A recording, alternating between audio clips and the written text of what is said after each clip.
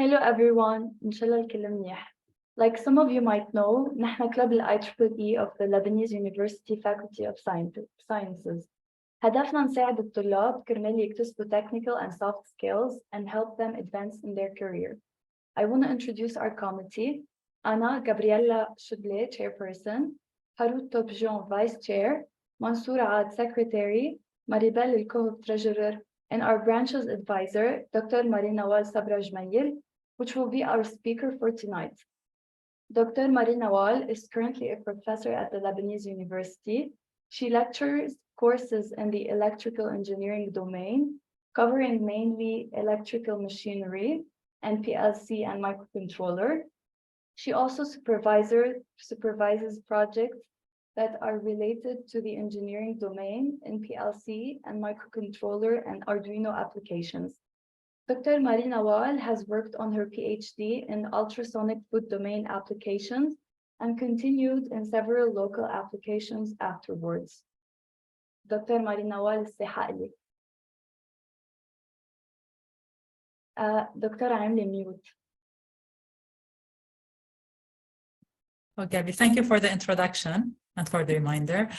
You forgot Elidina in the committee, Mshek. نعم. You forgot to mention Elidina in the committee.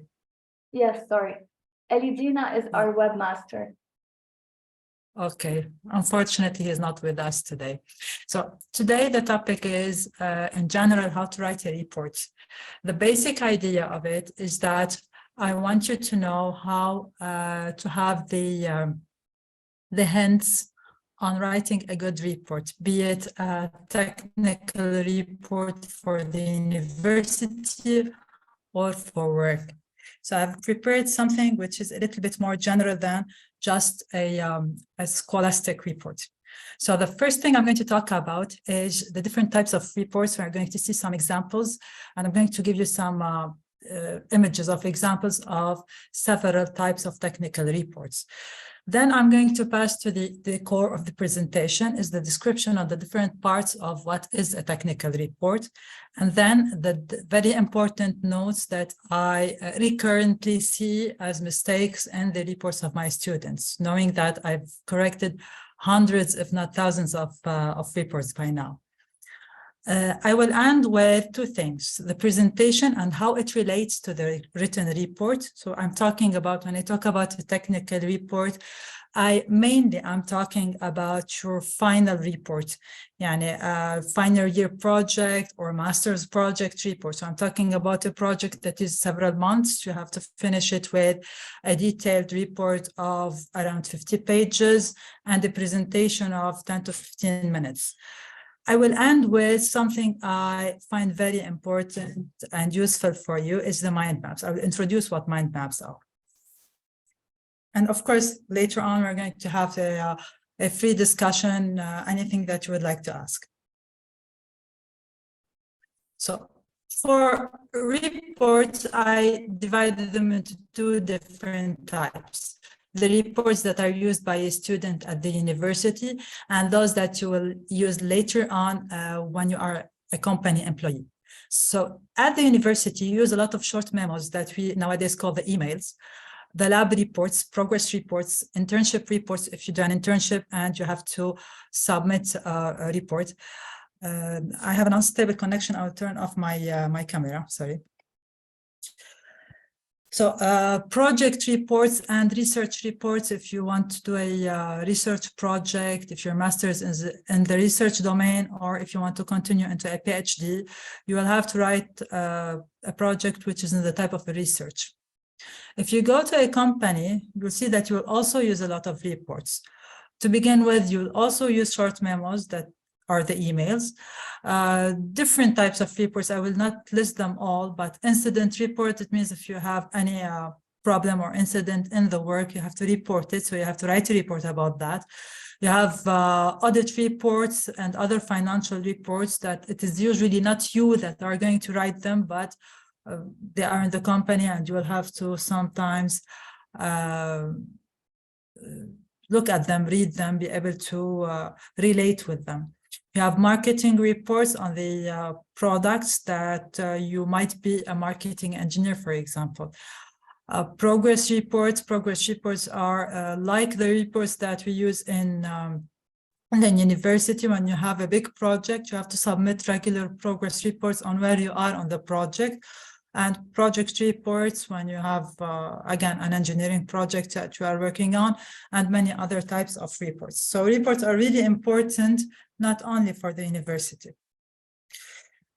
Moving into some of the examples, here's an example of a lab report. As I expect you know, every official lab experiment, you have to submit at the end of it a lab report. The lab report usually contains project details, plus the header, of course, your name, etc., the material that you have used, the results, the discussions, the errors that you obtained, the comparison of these results with the science that you have learned, and this is the possible explanation of the errors, and whatever you have to do as a conclusion.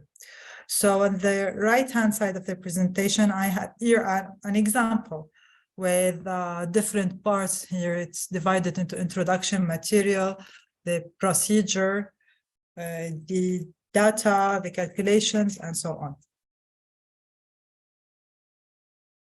The progress report is of different kinds.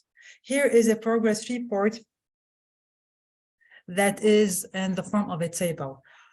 Being in the form of a table, it reports, it looks like a chart. So when you are doing a project, you sometimes are advised to begin with a plan of the project, which we usually put in the form of a Gantt chart. I didn't go into the details of the Gantt chart because it relates more to the projects than to the reports.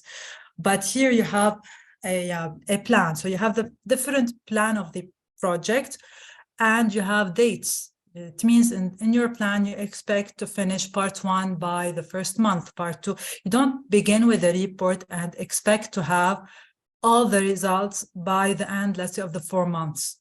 You have a plan. So you divide your project into different subparts and you have to submit the results of the subparts before submitting the final project. And this is good for you. You have to ask this of your teachers, because if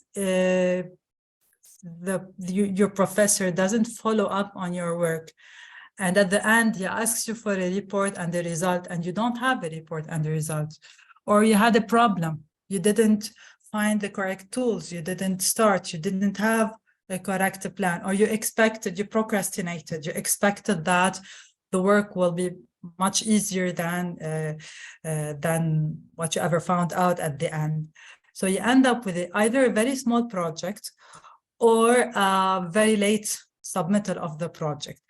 If you work on a plan and progress reports, you begin by dividing your project into parts, you will find your problems progressively. You will solve your problems progressively, and you will end on time with a good, decent, and well-presented project.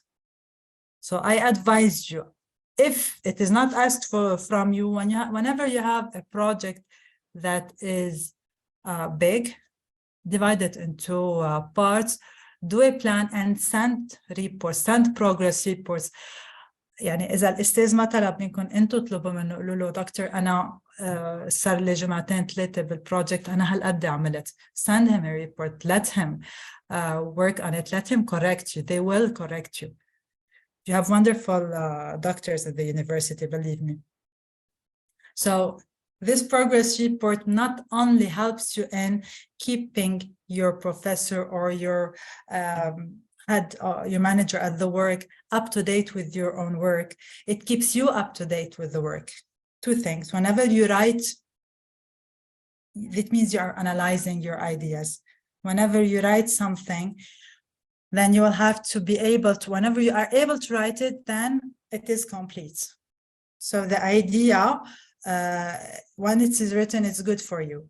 Second thing, when you arrive at the end of the project and you want to write your final report, you are going to make use of these progress reports a lot. you can do two things. You can begin with what you have in here in front of you, a plan and a table when you check that it is done or not done. Plus, you can put in an appendix a report, just like the final report, a paragraph on whatever part you have finished. Yani if I finish my bibliographical study, I will write a report on the bibliographical study.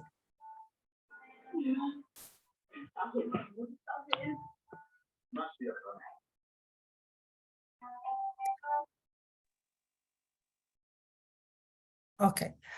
If I finish a part of the project, then I'll write a report on it. Later on, when I want to analyze, I will analyze how I moved on, how I progressed in the evaluation of my knowledge of the topic, and I can remove parts, paragraphs, and put them in the final report. The final report, to write it just in one time, give it 1 or 2 weeks and write it, 1 or 2 weeks are not enough. And you will never have enough time at the end of the project to write the report. You will have to write it in parallel with your project. You will have time for your professor to correct you, and you will have the ideas fresh in your mind whenever you are writing them. Internship report is a report that we could ask of you whenever you do an internship stage. So it is in some faculties, the internship report, the internship itself is obligatory, and an internship report is graded. In some others, they are not required. So whenever they are required, they are a technical report. It was going to describe your work at the company that you did the internship in, that it should begin with a small introduction about the company. So we have here, I wrote down in here different parts. We begin with the title page, optional acknowledgements, thank you note, a table of contents, an introduction about the company, which company you are in, what do they do. This is important for you and for us when you are reading the report. Description of the project itself that you are worked on, or the job that you had and you did. All the responsibilities that you have done. It's very interesting to have a reflection on two things at the end of your internship report: the skills that you have acquired and learned, and how you evaluate the company. So you would advise other students to go, what you learned, what you could learn more. Some students come back from their internship really excited to continue working with them. Some others find it that they could have been somewhere else and got better experience. So if we want to evaluate these, we prefer to have this information from you, those who were there. I added in the appendix, the internship certificate should be added in the appendix. It's very interesting to have it and to see how the company sees you as well. The project report, the project being a research or a general project report. So anytime you have a project executed or supervised at the university, you have to end it up with a project report. It could be an individual project, it could be a group project. It is a detailed technical report. It should contain the objectives, the description, the materials, the results, and the description of the results, the comments on the results. So I didn't change the title here on the right side, excuse me. So it should begin with, of course, a title page, acknowledgement. In here we have an abstract, which is a summary, then the table of contents, an introduction. I will detail all these parts later on. We have a general description of the topic. So we always begin with a general description and then a bibliographical review of any similar projects that are on the market. Then the project setup, the results, the analysis of the results, and then we go into our conclusion. So we always begin by something very general. And why do I begin with a general description of my topic before even doing the bibliographical review? It's because when I read your project, I want to know all about it in the beginning. So you put it in fact, 3 places. In the abstract, you tell me very briefly about it. In the introduction, you introduce your topic. It means that you begin with something a little bit more general and you go into your topic. And then if there is more information, some things you have to put beyond the introduction, you begin the next chapter with them. The research report is very similar to the project report. The difference is that instead of having a project with material and having to execute a project, it is mainly research. So sometimes you have an experiment to do, and it has a lot of more bibliographical parts. So in here, it has the same beginning, and then I have a bibliographical review, then description of the experimental setup that I would be doing, the experiment, and then again, the results, the evaluation of the results, and a conclusion and references, because references of all the bibliographical articles that I would have used in my report. So the different parts of the report, any report. What is an abstract? I already told you that the abstract is a summary. So the abstract, first of all, it stands on a page alone. It's not part of a different part next to it. The page of the abstract is not numbered, so you begin numbering later on in the introduction. It is very short, so it's 6 to 7 lines. It has 3 major subparts. So a first introductory line, it's usually a general idea about the topic that you are working on. Then you describe the topic itself, and you put in its conclusion what kind of result you obtained. So in the abstract, sorry, you have to indicate the where you arrived. So did you get a good result? You got a precision of 0.001%. You have to put this in the abstract, because in some places we only get to read the abstract. So we are interested in knowing the result, so that we see if we are going to read buy the article or not, or the report to buy it or not. So this is why in the abstract we get to give the information of the results. The introduction, on the other hand, is different. It begins with the same first line as the abstract. However, it's much longer than the abstract. It could be up to 1.5 pages. It is the first paragraph of the first, if you want, chapter, but it's not a numbered chapter. It is within the report. The abstract is a summary which is outside the report. In the introduction, I will describe thoroughly my topic, try to give them the reason why I chose this topic. Of course, never say that you chose this topic because your doctor told you to do it. So you have to make me interested in your topic within the introduction. Make me excited to read the report. And at the end of the introduction, as it is an introduction to my report, I will have to list the different parts of the report. So I'll have to say in the report, I will begin by, you don't say in chapter 1, chapter 2, chapter 3, because you have it somewhere else, but you say, I will begin by describing my topic, then I will describe in the next part my, let's say, experimental setup, and then I will go to the intro, to the conclusions, and so on. The bibliographical review. So whatever the type of project that you have to begin by knowing what's about the topic out there. This is what we call the bibliographical review. So the bibliographical review have to be information that I will use later on in my report. Information that is directly related to my project. And it has to be well referenced. I cannot, Wikipedia is not considered as a bibliographical reference because Wikipedia itself says, if you find this article not correct enough, please modify it, correct it. So it doesn't consider itself as a reference. So whenever you want to put something as a reference, you have to go either for an article or a book.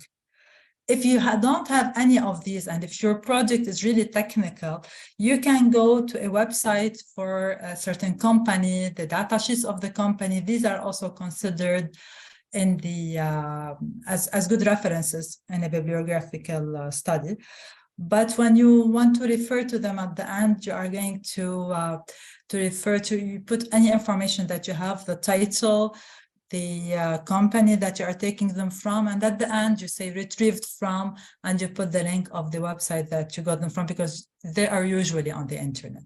And anything you get from the internet, you can put the full review, like the APA reference, and at the end you say retrieved from, and you put the link. Never put the link itself alone as a reference for any bibliographical study.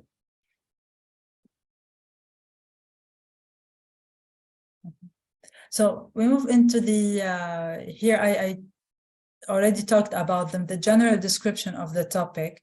That the general description of the topic is, I prefer you put it in a block diagram. What I called here a flow chart, so that you can allow the reader to go through your idea, the whole idea of the topic, before we begin into the reading your report. And the bibliographical review, I already told you about it.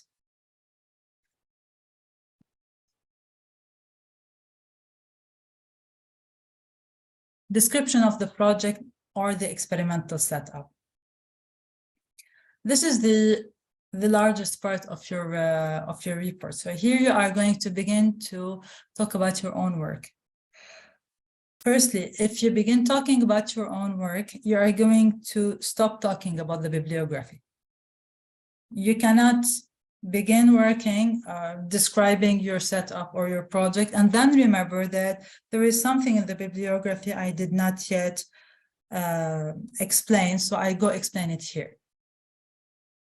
If you are writing and you get into this part and you find that there is an idea that is not yet explained or not clear enough, you have to go back to the bibliographical chapter and explain it over there. Anything that I want to know from outside your work, I want to see it in the bibliographical chapter.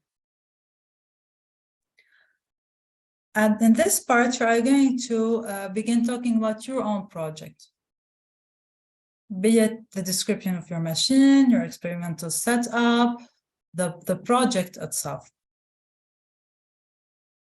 Once you finish describing your experiment or your project or your different parts of the work, you are going to talk about the results. So the part just next to it, you divide them into chapters, into different paragraphs. It depends on the length of your project, the length of your report. So this could be a third chapter, for example, the results obtained and their comments. So what I have in here is any result that you have. If you already have in the bibliography similar results or results that are from other sources and you want to compare them together, you can do it in here. So I put my result, I put the result that I already had in the bibliography, and then I compare. Depends on the level that you are working on. It could be you are trying to obtain the same results. It could be they are going to improve the result. It depends on what kind of study you are doing. Whatever it is, you can do it, you can compare it in here. The results should be explained. I cannot give results and then say that the image explains itself. I've seen that. You cannot say the image explains this itself. You have to put your tables, you have to put your graphs, and then in the text, you have to, whenever you refer to them, include the main or the most important points. I could give a table with a lot of information. When I talk in the text, I will have to mention whatever I want the reader to look at, whatever is important, whatever has changed, whatever has more impact on my result. This you have to add them in the text. At the end of this chapter, you should include a general evaluation of the result. So I put every result and compare it with a similar result. At the end, you have to tell me where would this lead? You got results. Okay, so what? What did you add to the science? What difference does it make? What did this project do? So this, I have to find it in the end of the chapter. The conclusions and perspectives. The conclusions is the conclusion of the whole report here. So, of course, you already described in the end of the previous chapter, whatever you have obtained as results and how you evaluated them. And here you have to mention them, the results that you obtained, and then insist on what is your added value in this project. What did you add in this project? And the perspectives are usually either results that you want to improve. So you say, we got in here, but we still want to do this and this modification, and we expect to get better results. Or openings. You got a certain result, and this opens possibilities. Maybe you did a prototype and your perspective is to industrialize it. And this could be a very great engineering project. This is for the different description of the different parts of a report. However, there are some remarks that I would like to insist on. I'm sorry they are in a text because I would like to send you this presentation later on. I left them here as text so that you can read them. And the title page, your name should be in the center. It should be in a large font. You have to add the university logo. You have to add, if you are working with a company, you have to add the company logo, or other collaborating universities, you have to add their logo on the top of the page. Of course, a title, date, and so on. The paragraphs that you write, not only you have to add an introduction and conclusion to the report, you have to add an introduction and conclusion to every chapter you have, and you have to add an introduction and conclusion to every paragraph. Remember what your English teacher used to teach you, or your French teacher.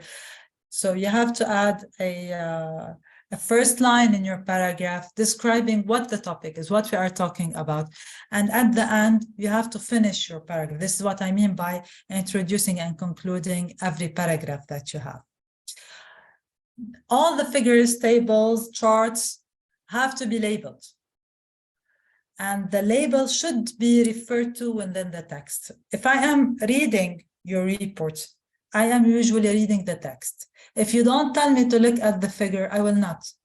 Or at least I will not relate the figure to the text that you are saying. So this is when I tell you, never consider that the figure will explain itself, or just putting it in the middle of the page. It means when you read and you get to the figure, you should stop and evaluate the figure on your own. You should give us the evaluation of the figures and the charts that you have. As for the reference, whenever I copy something as it is from a bibliographical source, I have to put it in between quotations, and I follow it by the reference of the bibliographical source. If I don't copy things as they are, but I take ideas from different references, I can just put them at the end. And whenever I take the idea at the end of the idea, if it is really taken from a source, one or two sources, I put the references at the end of the idea, but without putting them between quotations. Numbering the pages should begin in the introduction page. Introduction page is page number 1. Sometimes I see a lot of images of code with a black background. The black background is, when you look at it on a screen, it really looks bad. It is hard to read. If you print it, sometimes it's not readable. So you could simply switch the colors, either within your software, or you can go to Paint and switch the colors and put it as black on white, not white on black, in the report and in the presentations. This is a remark on the acknowledgements. Acknowledgements, we usually advise you to go directly to people who really helped you. Yani avoid saying thank you to the head of the university, because he will not read it. And this thanks really to some, usually it is to the technicians that were there for you when you needed them, and to the engineer who was just next to you when you were working. When you are writing the report, it is a formal report. When you are reading from the internet, many of the pages, especially those who try to teach you simple things, not those that are well referenced, like the company websites and the reference bibliographical websites, they usually use friendly chat, so that they make you feel that they are close and so on. This is forbidden in a formal report. When you're talking about a formal report, you have to talk, we did this work. So you cannot say, never use the second person. Yani. If you like to do this, then you should do that. This is not in a formal report. We never use I, because we never consider that a scientific work is done by one person alone. This is why we always use we. It means you, your professor, any collaborator, any person that you are thanking in your thank you notes, and so on. The presentation. Whenever you write a report, the report itself is a description of your whole work. So you're writing the text, you're putting the figures, and you are presenting it. This is a document that is going to stay in the university. It is a document that is going to be as a reference for all the time. Whereas the presentation is a handout for you to present in front of a group of people your work.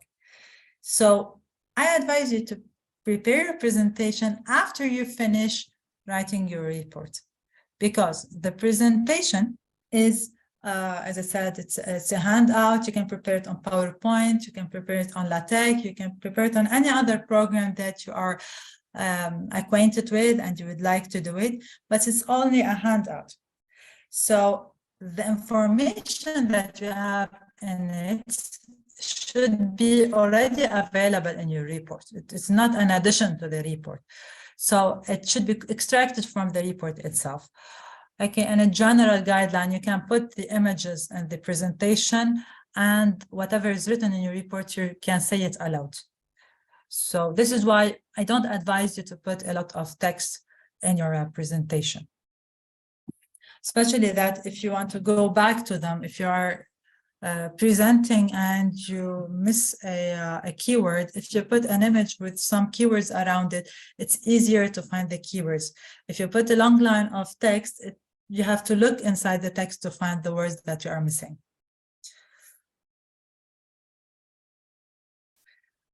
Anybody knows anything about mind maps?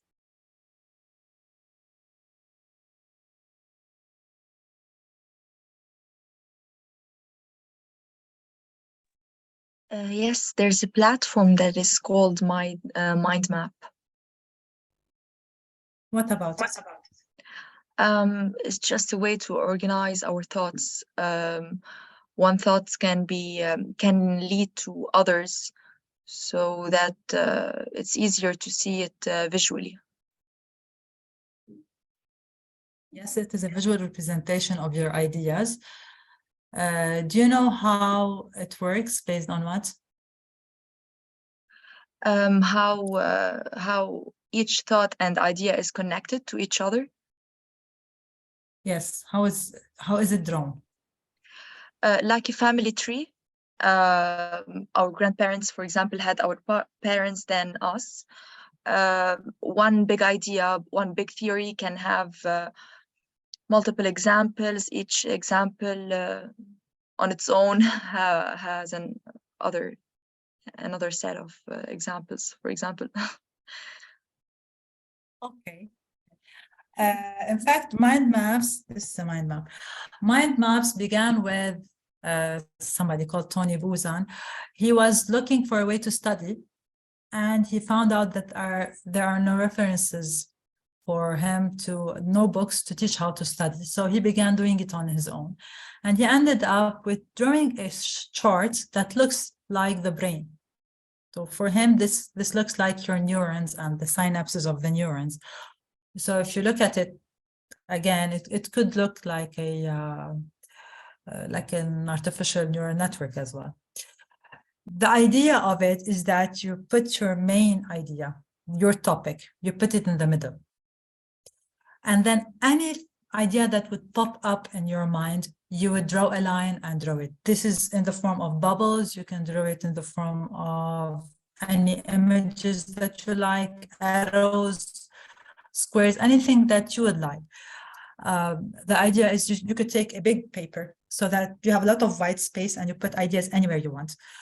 The advantage is that whenever you want to begin to write a report, the first problem that we all face is the white page. How do I begin? So in my point of view and in my experience, I begin like this. I begin with some ideas, and then I begin to connect them together. And after that, I begin dividing them into introduction and different parts. And I never begin by writing the introduction and the conclusion. I begin by writing my core parts. And I begin by describing my experimental setup. I put a different part on the results. And after I look at my plan and my writings, then I begin to imagine the introduction, how I would introduce it. Which topic would I consider in the beginning of the introduction? Where should I begin with sometimes your work is in between two topics. Would I begin with topic one or the problem or the solution method? And it depends on how you see it, how you find it, which is the idea that would attract my reader the more. Okay, so some people would not find themselves writing for well with mind maps. Some people would find themselves directly writing a report. It depends on each person alone. But I advise you to try it if you haven't already done it. This is another example of a mind map. This is more general, more graphical. I usually don't do it this pretty, but you could. It also depends on how you like to see it, how you like to read your ideas. Another advantage that I insisted on in here is that you can link ideas. So if I have one idea here on the right, another idea on the left, and I find later on that they are connected together, I could just draw a line going from one to the other and write my idea on it. Whereas if I write in what you call the linear way, the old-fashioned way, I cannot. I will have to draw arrows that are jumping from one side to the other, and it would be more difficult to read. I end with my famous quote, enjoy writing so that when we read, we enjoy the reading. I finished. I will have to go into your questions.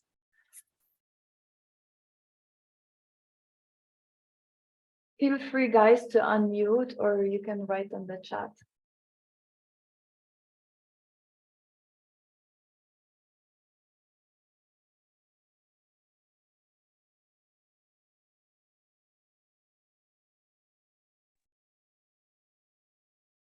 Mr. Sharon Kalwani said that if you will share the slides later. Yes, of course. Anything that you would like to know? I had a question, or maybe I don't know, suggestion. Maybe it might be useful for the students if you could point to a sample,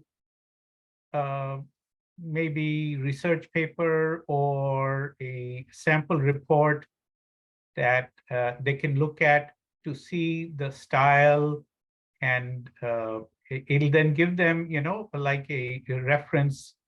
And when they write, they can compare it against that and see if, it fulfills the objective. That's one suggestion.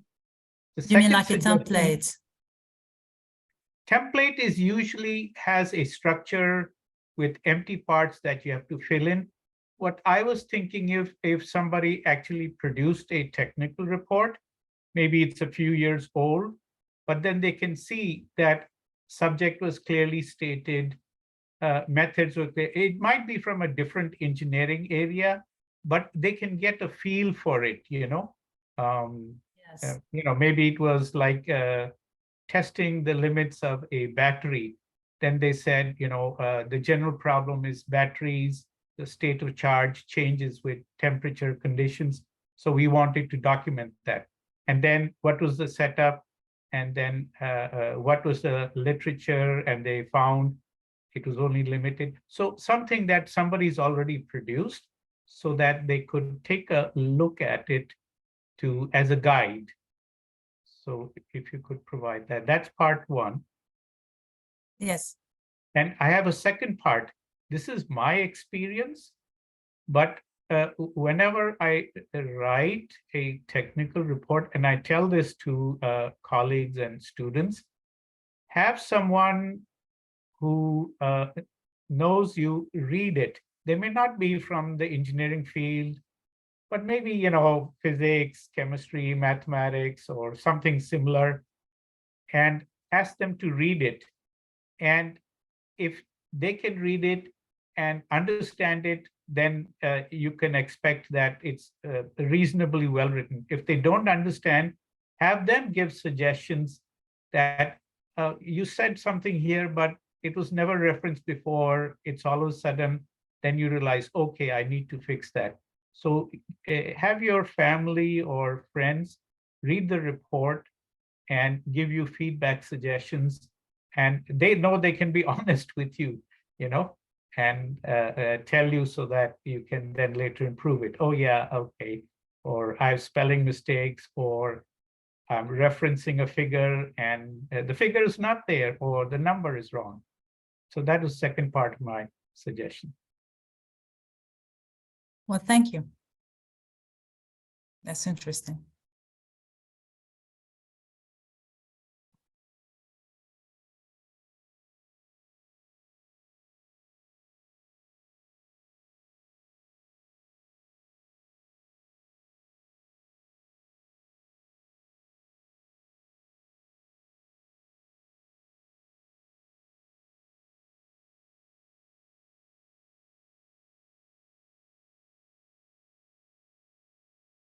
حدا حابب يسأل شيء دكتور ماري نوال؟ You can unmute or write in the chat.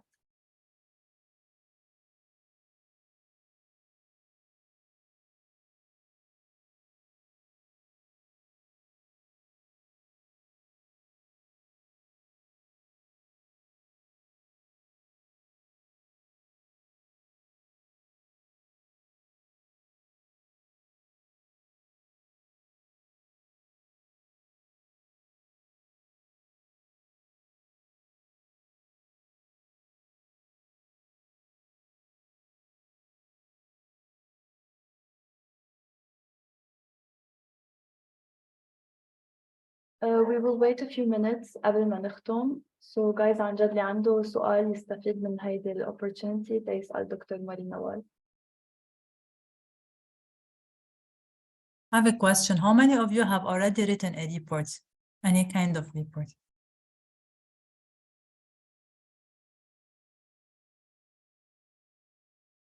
I did write a report for my final year project. And how would you compare it with the remarks that you have seen today? Oh, totally different. يعني هول ال notes are very important for my future reports اللي راح أكتبهم.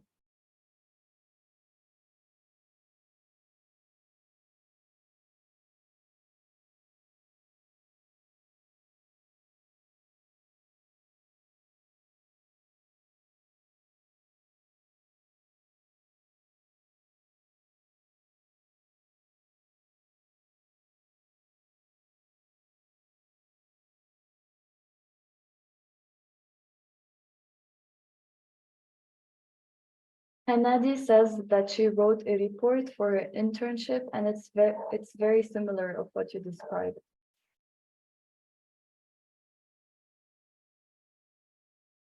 Okay, great.